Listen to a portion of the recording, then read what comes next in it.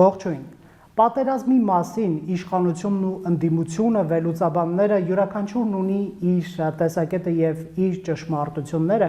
սակայն կարեւոր է նաեւ պատերազմի մասին խոսել այն մարդկանց հետ, որոնք անձամբ են եղել մարտի դաշտում եւ անձամբ եղել են 44 օր։ Factor TV-ում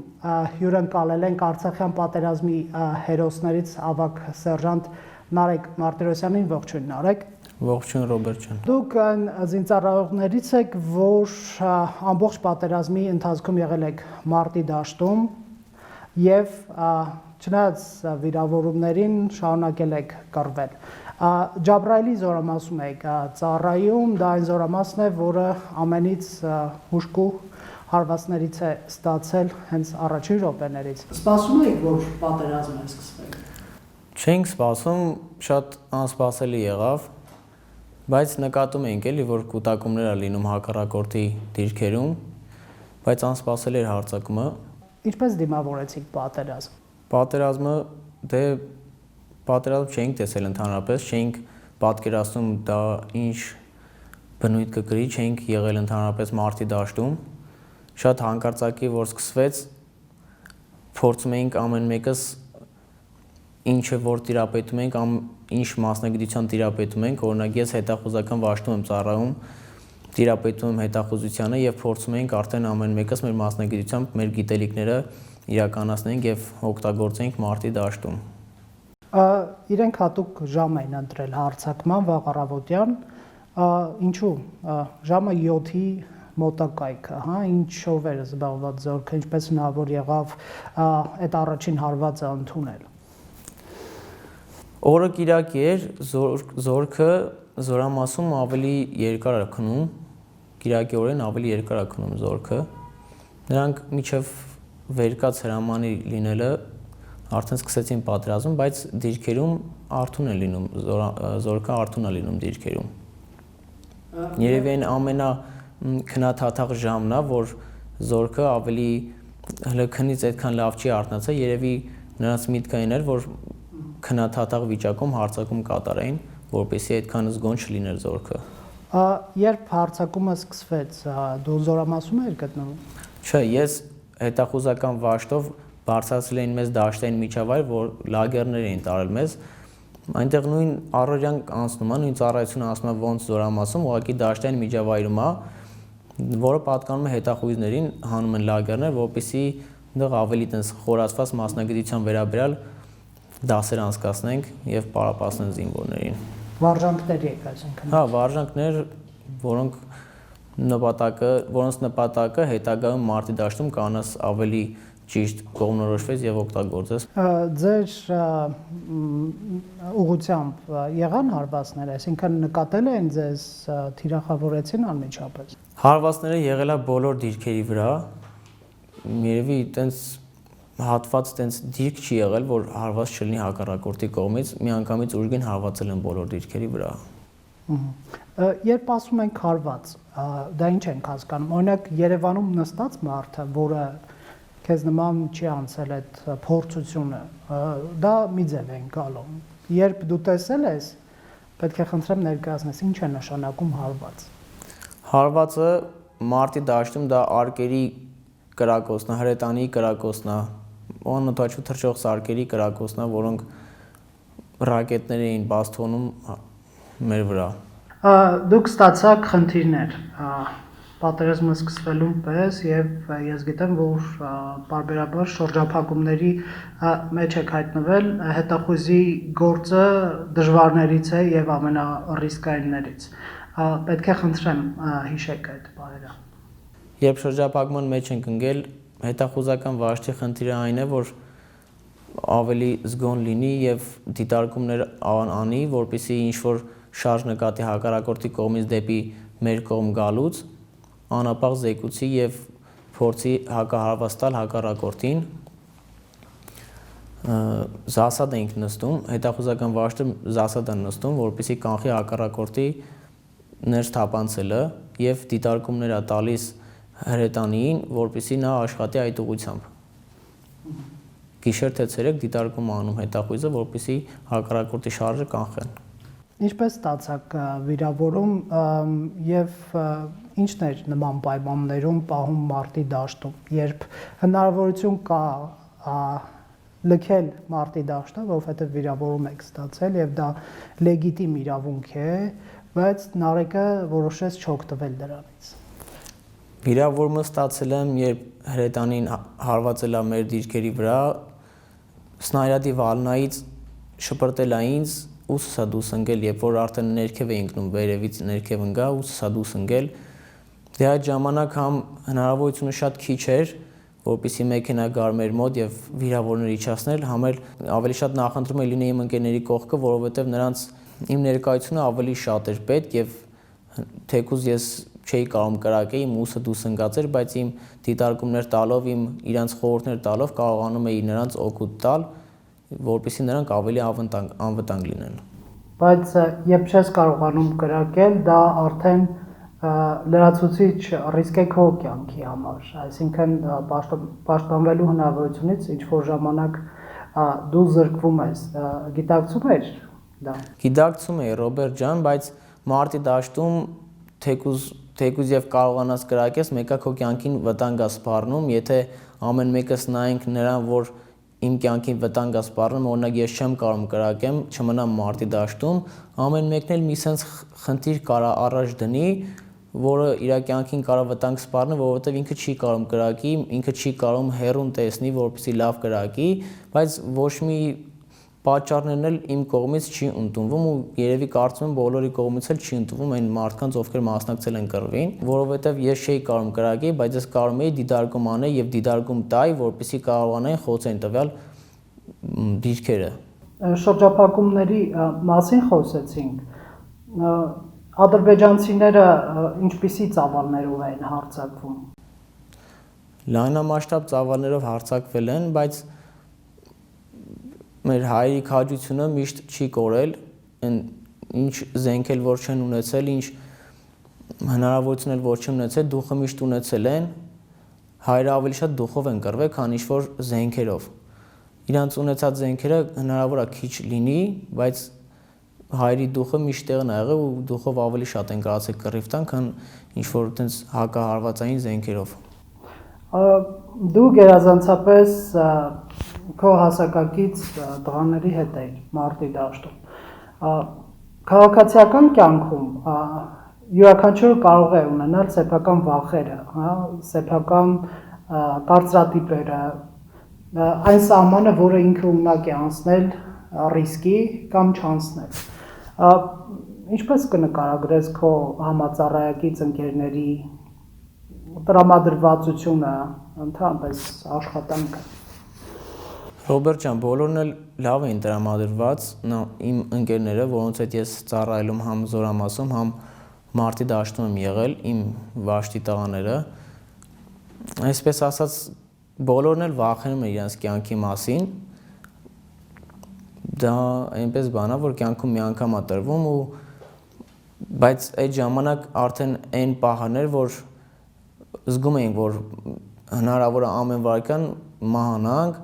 դրա համար այդքան շատ չէինք մտածում մահանալու մասին, ավելի շատ մտածում էինք օրինակ մեր դիրքերը առաջ տանք, ավելի շատ մտածում էինք կռվի մասին, որպեսզի մեր հողերը չվերցնեն, կամաց ավելի շատ հող տարածքներ չվերցնեն եւ ավելի շատ մենք փորձում էինք կռվենք, ավելի շատ փորձում էինք առաջ գնայինք, ոչ թե ավելի շատ մտածում էինք մեր կյանքի մասին ու հետ գնայինք։ Շատ ժամանակ եղել է, որ գիտակցել ենք, որ այսինչ քայլը անելուց հնարավոր է ու հնարավորությունը շատ է, որ մահանանք, բայց արել ենք այդ քայլը, որովհետեւ մարդու ճակատագրին ոնց գրված է, տենց էլ լինում է։ Օրինակ շատ դեպքեր է եղել, որ ասել են խրամաբջիջը ավելի ապահով տեղ է, որ մտնեն խրամաբջիջ, որպեսզի սնայրադի ասկոլկաներից չվիրավորվես կամ ինչ-որ բան չլինի, չմահանաս, մարդ եղել է, որ խրամաբջիջի մեջ է եղել, սնայրադը հենց խրամաբջիջի մեջ հանգի եւ մահացել է, մարդ եղել է դուրս եղել, չի մահացել։ Ասածս միտքը այն է, որ մարդու ճակատագիրը ոնց կա, տենց էլ լինելու է, չես կարող փախչես ճակատագրից ու այդ մարտի դաշտում ավելի լավ էր ոչ թե մտածեիր նենց աներ, որ փախներ կամ ապրեիր, ավելի լավ էր, որ քայլերը ճիշտ դասավորելով փորձեիր ավելի շատ առաջ գնալ, կռիվ տալ, որպեսզի չհասնի բաները նրան, որ օրինակ մի, չգիտեմ, ինչ-որ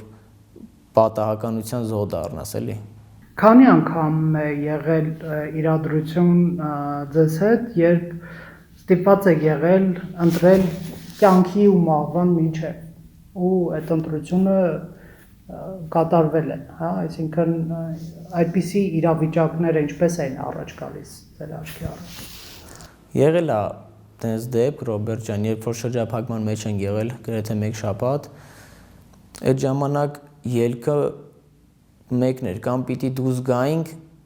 դուրս գալուց, բայց շատ հավանականությունը շատ էր, որ հնարավոր է մահանանք, հնարավոր է դիտարկում անեն, մեզ նկատեն եւ մեր վրա հարվածեն, բայց հնարավոր տարբերակ էր եւ կռիվ տալ, կռվով մի քիչ առաջ գնալ, որպեսզի ավելի հեշտ կարողանաս այդտեղից դուրս գաս, այդ շրջափակումից դուրս գաս։ Ավելի լավ էր կռվելով փորձեինք դուրս գայինք շրջափակումից, որովհետեւ գիտակցած մահը այդ անմահությունն է ու ավելի հերոսաբար այդ տենց մահանալը, կռվելով մահանալը, քան փախնելուց մահանալը։ 1 շաբաթ գտնվել շրջափակման մեջ, դա նշանակում է ոչինչ չուտել, ջուր, ինչպես եք խմում, այսինքն որպես օրգանիզմ գոյություն պահպանելու խնդիր կար ձեր առաջ։ Մենք երբ որ շրջափակման մեջ էինք, Ռոբերտ ջան, մեզ անհնար է եղել սնունդ հասցնելը, որովհետև որ մեքենան փորձել է մոտիկանա մեզ, մեր դիրքերին, նրանք նկատել են ու հարվածել են մեքենաներին։ Մենք սնվել ենք այնտեղ ոչ թե որպեսզի սոված չլինենք, սնվել ենք որպեսզի ապրենք, շատ քիչ ենք սնվել, մեր մոտի եղած սնունդն ենք օգտագործել, ջուրը խմել ենք ոչ թե ծառավը հագեցնելու համար, խմել ենք որպեսզի կարողանանք ուժ ունենանք եւ կռիվ տանք։ Ապրելու համար ենք խմել, ոչ թե ծառավը հագեցնելու համար։ Շատ քիչ է եղել, մեր մոտի ունեցածն է եղել, վերջի օրերին ընդհանրապես չի եղել։ Ջուր Փորձել ենք տվյալ հատվածներից ինչ-որ ջրոր գտնենք կամ ինչ-որ ջրի կուտակում գտնենք, որից կարողանանք մի քիչ մաքուր ջուր վերցնել եւ խմել, որպեսզի ուժ ունենանք, որպեսզի կարողանանք ձգենք այդ դիմադրողականությունը մի քիչ բարձր լինի, որպեսզի կարողանանք կռիվ տանք։ Այսինքն դուք եք ստեղծում ջրի ձեր պաշարը, հա, քամելու միջոցով եւ Հա, մենք էինք ստեղծում, Ռոբ ջան, ավելի շատ գետերից, հոսող գետից կամ ինչ-որ արվակից, բայց շատ քիչ է եղել, որ հանդիպի տենց բան։ Հիմնականում մեր մոտի ունեցածն ենք շատ քիչ օգտագործելով անցկացրել օրերը մեր, որպեսզի հետագայում գոնե մի քիչ ջուր լինի, խմենք, որպեսզի կարողանանք կռիվ տանք, որովհետև անսպասելիեր չէր կարասել, քանի որ կմնայի շրջափակման մեջ։ Հիմա գիտենք, որ մի շաբաթ եմ եղել շրջափակման մեջ, բայց մենք մինչև վերջի վայրկյանն էլ չենք իմացել հələ ինչքան ժամանակ կմնանք։ ինչպես հնարավոր եղավ դուրս գալ։ Շրջափակումից դուրս ենք եկել գիշերով, երբ արդեն 4 կողմից շրջափակման մեջ ենք եղել, գիշերով ենք դուրս եկել, որպեսզի ավելի քիչ նկատեն, հնարավորություն քիչ լինի նկատելու, ժամը 10-ին դուրս ենք եկել, մինչև առավոտյան ժամը 8-ը քայլել ենք, որպեսզի կարողանանք դուրս գանք։ Հադրութի շրջանից դուրս ենք եկել դեպի Մարտունի շրջան են գնացել, դիրքավորվել ենք Մարտունիի դիրքերում։ Այն պահերին, երբ հստակ գիտակցում եք, որ մահը մի սովորական բան է, որ ցանկացած պահին կարող է պատահել ձեզ հետ, դուք տղաներով ինչից եք խոսում, այսինքն ձեր խոսակցության թեման որն է, բացի ռազմական օպերացիա։ Մայի հետ կապված այնքան ընկերներ եւ աղբերներ շատ հարազատներ են կորցել մարտի դաշտում։ Մենք սառնասրտորեն ենք դարձել, չենք վախենում ավելի շատ մեր մահանալու մասին, մտածում ենք, որ օրինակ մեր ծնողների վիճակը, կարգավիճակը մեր մահանալուց հետո ու շատ ցավ էր այդ, չէիր կարող ուղղակի պատկերացում կազմեիր։ Ավելի շատ մենակ դրա մասին ենք մտածում, որ մենք ինչի համար չմահանանք։ Իսկ մեր մահանալու հետ վերաբերյալ շատ սառնասրտորեն ենք դարձել ու մենակ մեր միտքը այն էր, որ կռվենք եւ չթողնենք, որ 1 մետր առաջ գային նրանք, բայց կյանքի ու մահվան գնով պահում ենք դիրքերը։ Ես պետք է խնդրեմ նաեւ պատմեք այն ընկերների մասին, որոնց կորցրել եք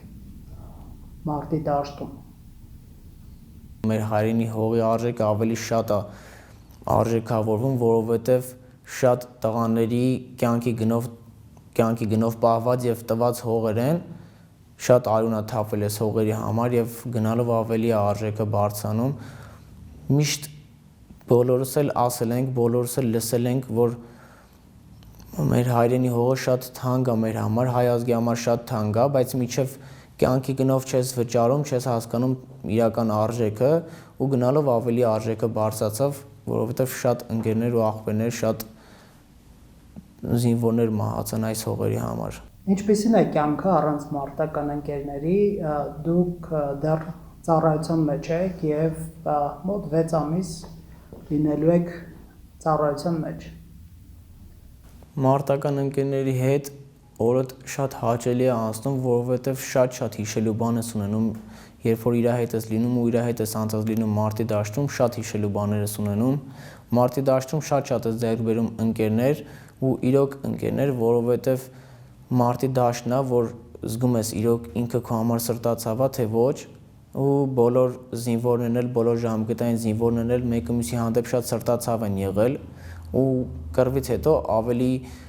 ջերմ են շփվում, ավելի լավ են շփվում իրար հետ բոլորը, որովհետև բոլորն են տեսել մարտը, բոլորն են տեսել կռիվ ու գիտակցում են ամեն վարքան ինչ կարող լինի, ամեն վարքան կարող է իրենց կողինը օրինակ մահան այս կյանքից հեռանա եւ չեն ուզում sense մի թեթև իրար հետ կոնֆլիկտի մեջ լինեն, ավելի լավ են շփվում իրար հետ կռվից հետո։ Այսինքն ձեր հարազատների, ծնողների հոգատարությունը, սերը, որ այդ պահին չեք ստանում, փորձում եք իրարից փորձում ենք մեր ընկերների միջոցով այդ կարոտը բավարարել, ավելի շատ չենք մտածում այդքան դրսի կյանքի մասին, ինչքան մեր զինվորական կյանքի մասին, որովհետև մենք ապրում ենք այդ կյանքով ու ավելի մեր առօրյան ամեն ինչը կապված արդեն զինվորական կյանքի հետ, այդքան շատ չենք մտածում դրսի կյանքի մասին։ Մենակ մեր ծնողներն են, որ մտածում ենք մեր ծնողների մասին, ուրիշ այտենց ինչ-որ մտածելու բան չի լինում, էլի դրսի հետ կապված։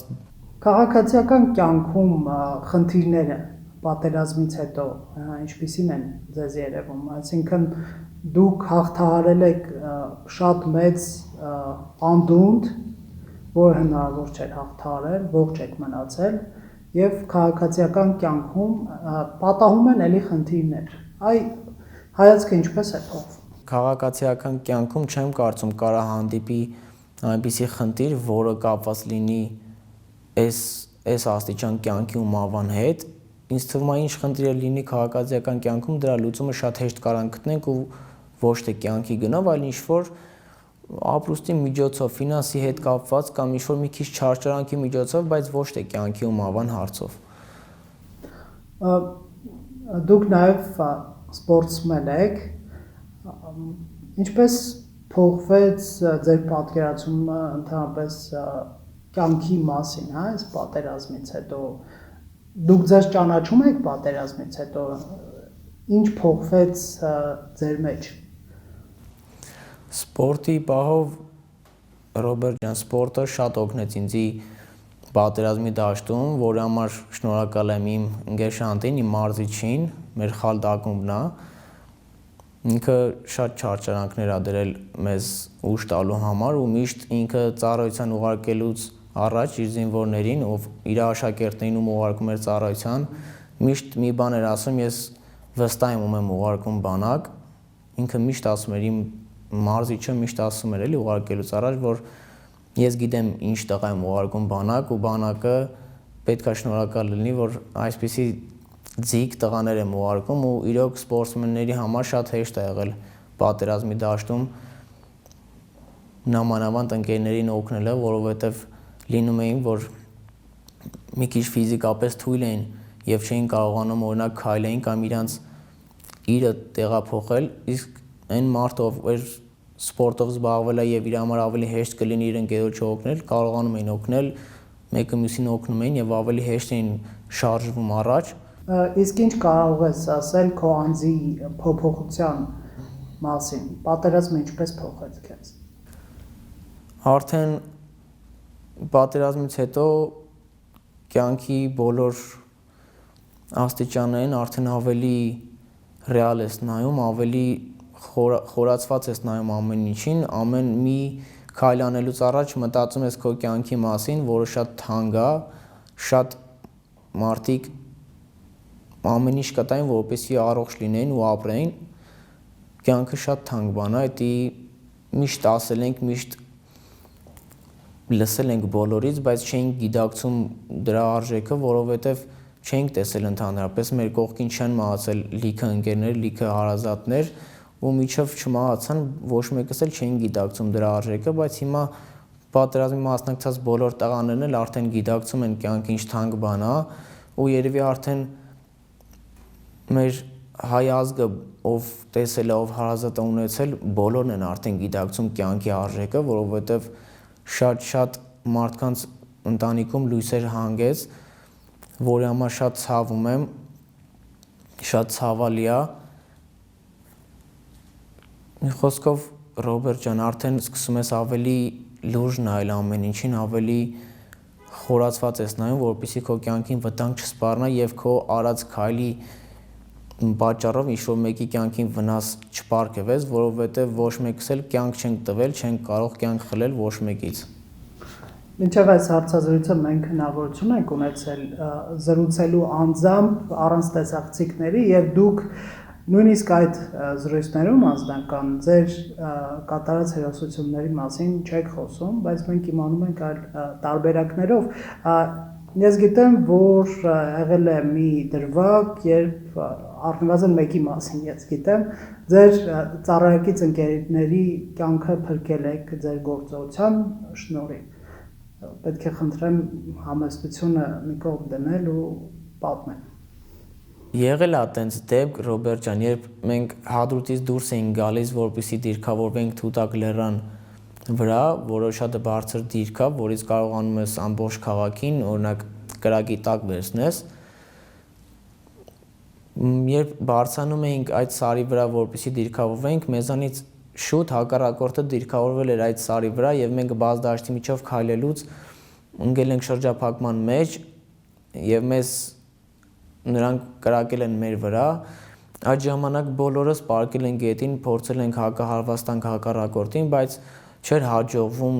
վնասազերծել հակառակորդին, որովհետև մենք բազդաշտի մեջ էինք պարկած եւ նրանք դիրքավորված էին մեզանից բարձր բարձունքի վրա, այդ ժամանակ արդեն էլ հնար չկար, պետք է այնքան պարկած կրակեինք, մինչև կամ մենք մահանային, կամ նրանք մահանային։ Ու ձեզ թիրախավորել են կրակեն։ Հա, արդեն թիրախավորել էին, այդ ժամանակ ունեիք կորուստներ այդ բանը։ Հա, ունեինք զոհեր եւ վիրավորներ ու ավելի ամեն մի վարքյանից հետո ավելի շատ էին վիրավորները լինում ու զոհերը լինում։ Այդ ժամանակ հնար չկար, վրա սմուխա կար, որը հետախույզներն են ունենում։ Այդ մուխան եմ կրակել հակառակորդի վրա, որը պետքա կանգնած կրակես, որովհետև հետևից բոցավառում է ու հնարավոր է վառվես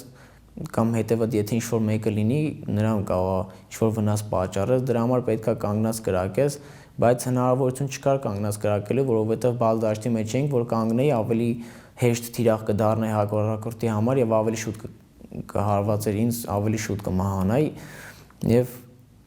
պարկած դիրքից եմ կրակել, որպեսզի կարողանանք դուրս պրծնել այդ շրջափակումից,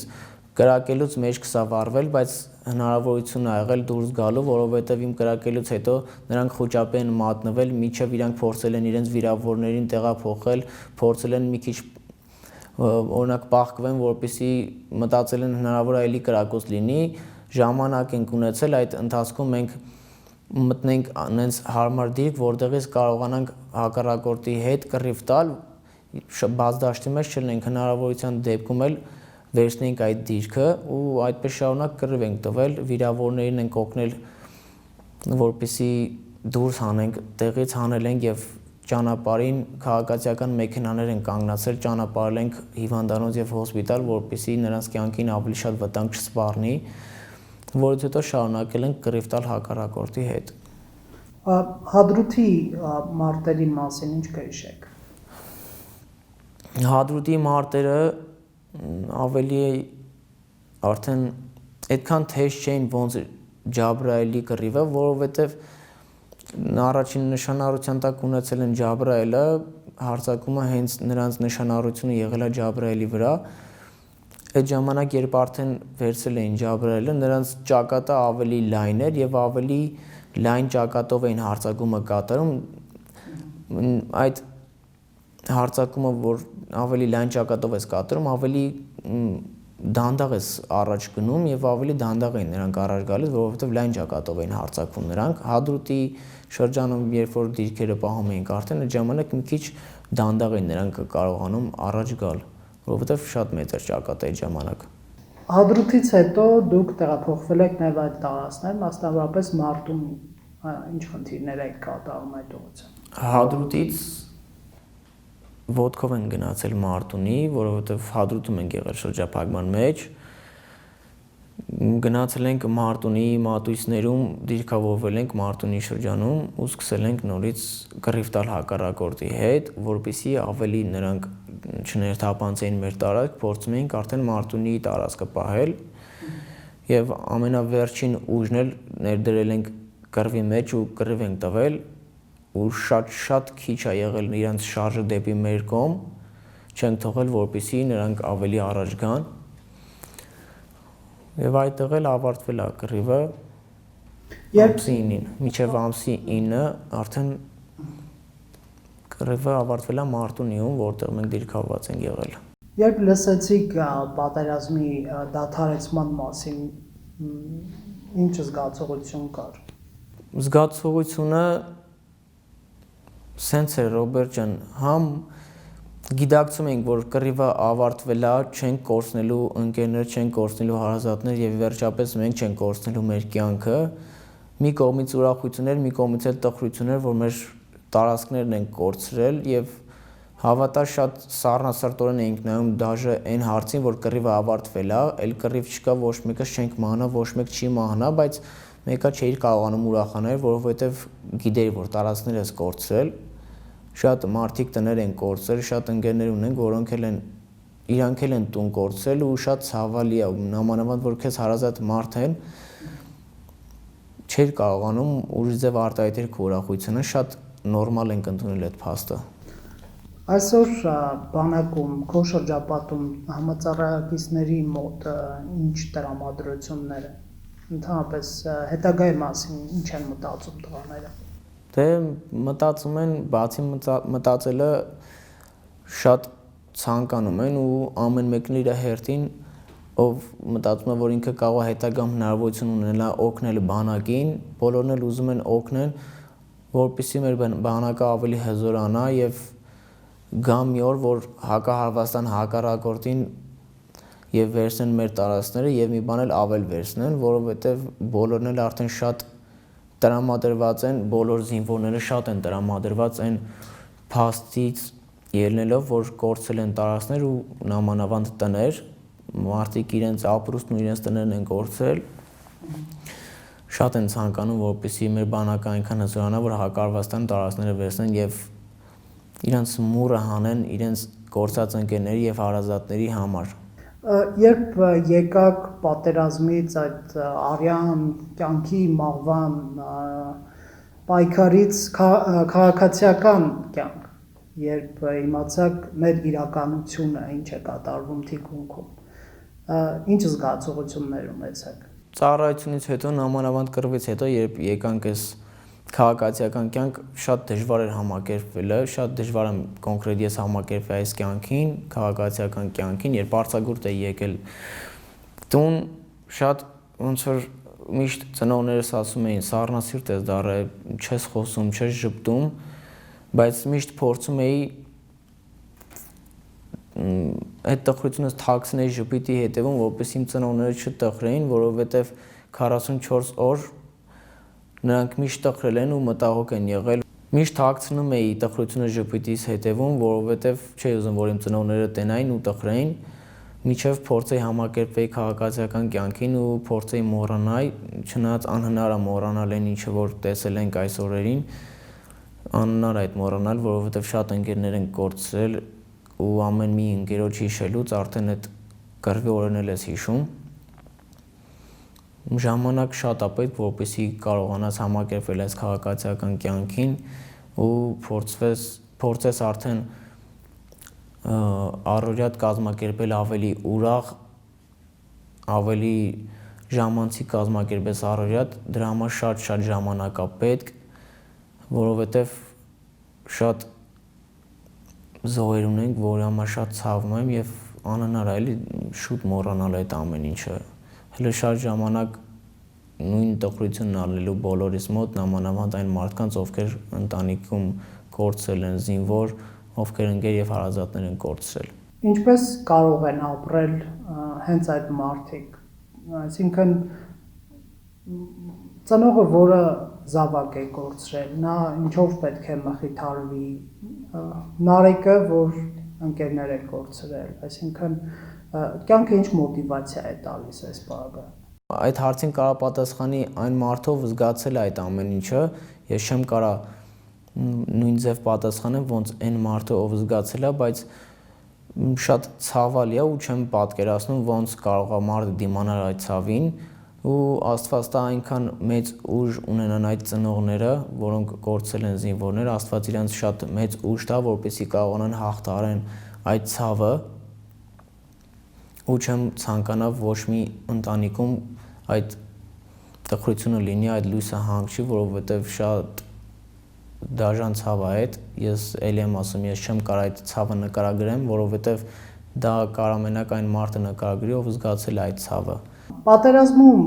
ձեր հերոսությունը Նարեկ նաև բնականաբար նկատել է պաշտպանության նախարարությունը, պաշտպանության բանակը եւ հիմա դուք ավագ սերժանտ եք եւ որոշում են կայացրել լեյտենանտ սպայական կոչում տալ ի սկզբանե շարքային զինծառայողին։ Ինչ կասեք այդպես։ Հա, շնորհել են, որովհետև մեր սպաներին ավելի բարձր կոչում էին շնորհել եւ ինձ էլ շնորհեցին որպես լեյտենանտ դասակի հրամանատար, իսկ իմ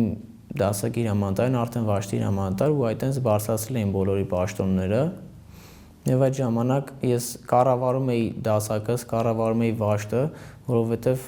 կարող էի տիրապետել այդ ամեն ինչին, որպես հետախույզ կարող էի տիրապետել, որի համար նաեւ շնորհակալ եմ մեր Վանաձորում գտնվող Զորամասին եւ Զորամասի բոլոր անձնակազմից, որոնք 2 ամիս մեզ սովորեցրել են հետախույզը, թե ինչ է հետախույզը եւ հետախույզի բոլոր խնդիրները շատ լավ սովորեցրել են մեզ։ Շնորհակալություն այս զրույցի համար։ Factor TV-ում հյուրընկալել ենք Արցախյան պատերազմի հերոսներից Նարեկ Մարտիրոսյանին։